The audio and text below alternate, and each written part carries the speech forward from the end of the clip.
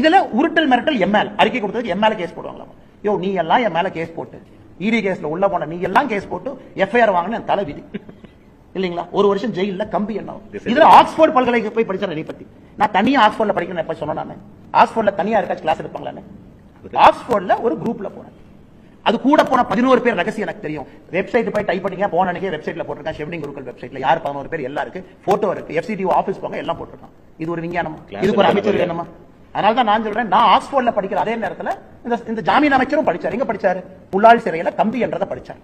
அவர் ஒரு பக்கம் படிச்சாரு, நான் லண்டன்ல படிச்சேன். அதனால ஃபெயிலான ஸ்டூடெண்ட் பாஸ் ஆன ஸ்டூடெண்ட் பார்த்து புறம்படுறது நம்ம ஊர்ல சகஜம் தானே. அதனால கம்பி என்ற அமைச்சர் நீ பார்த்து புறம்படுறாரு. கேட்ட கேள்விக்கு பதில் வரும். அதான் நீ கொடுத்தியா இல்லையா? கொடுத்த நோத்துக்கு இல்ல ஆட்சிக்கு வந்ததுக்கு அப்புறம் 77 கோடி ரூபாய் கமுதி ப்ராஜெக்ட் கொடுத்தியா இல்லையா? கொடுத்த நோத்துக்கு. அதை விட்டுட்டு சுத்தி சுத்தி இந்த வளைக்கிற வேலை கிட்ட விட்டு இந்த ஜாமீன் அமைச்சர் என் மேல கேஸ் தைரியம் இருந்தா என் மேல கேஸ் போடியா பார்த்தலாம். சரியான அப்பா அம்மா பிறந்து என் மேல கேஸ் போட பார்த்தலாம்.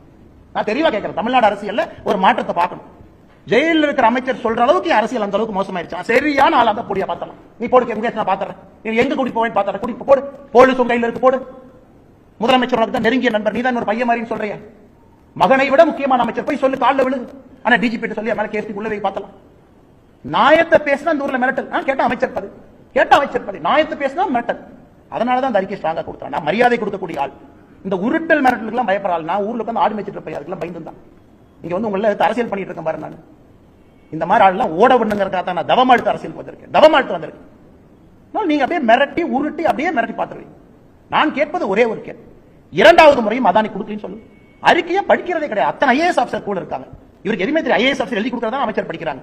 அறிக்கை தூக்கி ஐஏஎஸ் ஆஃபீஸர் கொடுத்தா டேஞ்சர் கொடுத்து அவனே பார்த்து பண்ணி கொடுத்துருவான். அதை வந்து பிரஸ்ல ஒப்பிக்கணும். வேற அமைச்சருக்கு என்ன என்னை மாதிரி உட்காந்து டைப் படிக்கிற வேலையா? நான் சிங்கிள் மேன் ஆர்மியா உட்காந்து டைப் படிக்கணும், கூகுள் பண்ணணும், அதானி ரிப்போர்ட் பார்க்கணும், இத்தனை வேலை செய்யணும். ஐஏஎஸ் ஆஃபீஸர் இருக்காங்களா, செக்ரட்டரி இருக்காங்களா, எல்லாம் அரசியல் நண்பர்கள் இருக்காங்க. அத்தனை ஐஏஎஸ் ஆஃபீஸர் வச்சிருக்கீங்க டேஞ்சர் கூட. ஒரு ஆள்கிட்ட கொடுத்து டைப் படிக்கணும், டைப் படிச்சு அதானி கொடுத்தியா? கேட்ட கேள்விக்கே சொல்லாம ஆக்ஸ்போர்ட் போனதை பத்தி நீ தான் உள்ளூர் ஸ்கூல்லேயே படிச்சேன். படிச்சேன்னு எனக்கு தெரியாது, தமிழ் இருக்க வேண்டியதான். நான் ஆக்ஸ்போர்ட் போனதா பெருமையா சொல்லிங்க ஐயா. காமராஜர் ஐயா படிக்காதான் நான் பெருமையை போய் சொல்றேன். எனக்கு படிப்பு தேவைப்பட்டுச்சு, நான் படிக்க போனேன். யாராச்சும் குறைஞ்ச நான் நோண்டுனா இன்னொருத்தர் படிக்க தப்புன்னு சொன்னா, எனக்கு அறிவு தேவைப்பட்டது, நான் தேடி போறேன். அதன் மூலமா என்னை மெருகேற்றிக் கொள்ள வேண்டும் என்று நினைக்கின்றேன். படிக்காதவங்களை தப்புன்னு எப்ப சொல்லியிருக்கேன்? நீ புலால் சிறையில கம்பி என்ன கம்பி எண்ணிட்டு இருக்கணும்.